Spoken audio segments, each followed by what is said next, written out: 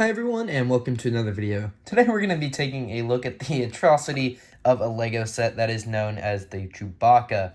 Now, honestly, this set is horrible. I don't really see why anyone would want to buy it, but just so you know, you are able to pre-order it now. This set is not out till September 1st because it was released for the August wave of 2023. But you are able to pre-order it, and it will be shipped to you, I believe, on September 1st. This set costs $200 and has 2,319 pieces, so about an average price per piece. Alright, so without further ado, let's go ahead and take a look at the actual set. Honestly, with this set, there are a few things that LEGO did right, and there's a lot of things that LEGO did wrong. For example, we have kind of a nice display stand, and we also have his really cool crossbow, which is mostly made of Technic pieces and some thinner bricks and hinges here. And honestly, I think that effect looks really good. His crossbow is pretty good, as well as his sash that goes along his body. And the display stand almost looks like the display stand that the General Grievous statue was displayed on. So very exciting to see that as well. Taking a look at the box art, you'll notice we just have a completely black background. Nothing special. There's a very faint outline of a shadow almost behind Chewbacca, but there is nothing on the back here.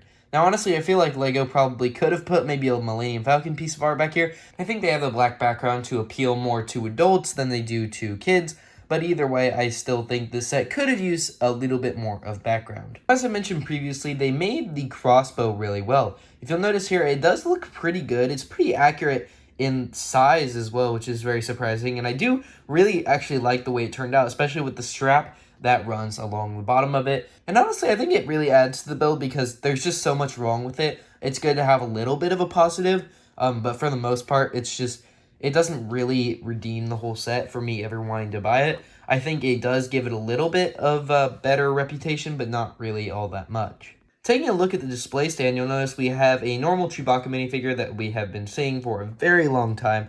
And you'll also notice that we have this nice plaque right here that is actually printed on. So there is no sticker for this one. It is a printed on plaque, which is very nice. I remember having some older models like the Yoda model, and that is a massive sticker, and it is pretty hard to put on. So I'm really glad that LEGO is starting to take the printed route. Now let's talk about all the bad things in this set. And this is probably going to be the longest segment of this video because this set is so bad.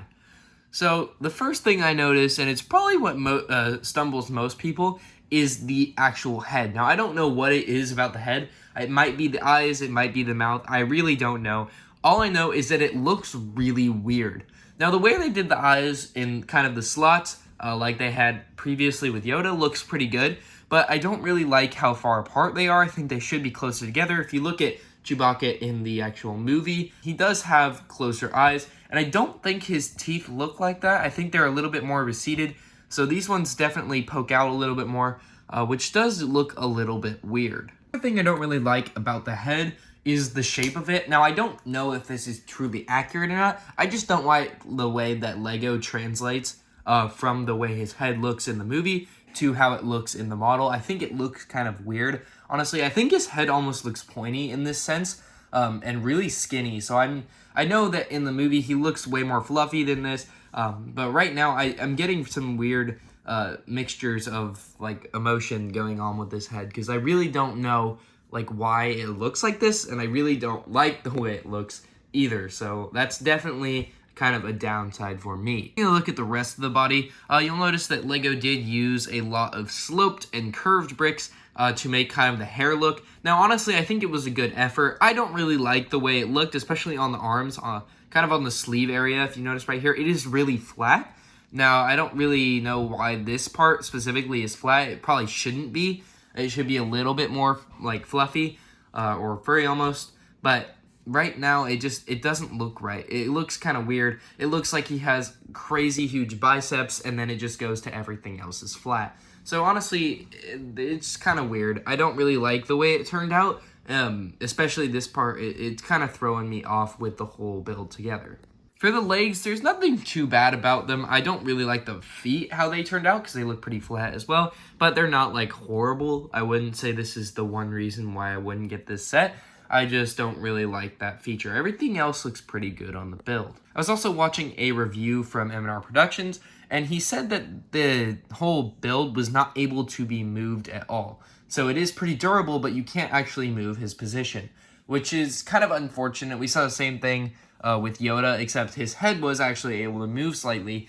This one, there is nothing you can move, so it is extremely sturdy, but you can't move it at all, and the position that LEGO decided to put him in looks very uncomfortable. The thing I wanted to talk about with this set was the price. So you'll notice that this one is $200, and I wanted to compare this one to a similar set that had a very similar piece count. So the set I wanted to compare it to was the Yoda model that we got earlier in time. I don't remember exactly when it was released, but that one retailed for $100 and had 1,700 pieces. So in reality, this set should be about $150 considering it is a 500 piece difference. So if we're going price by piece and basing it off that, that means that this set basically costs $20 per 100 pieces, which is crazy considering that generally LEGO costs about $10 per 100 pieces. So there is a huge increase there. So honestly, I mean, $200 for this set does not seem worth it. There's so many things wrong with it that I don't know anyone who would be like knocking down on the door to LEGO on the first day trying to get this set. It just doesn't make any sense.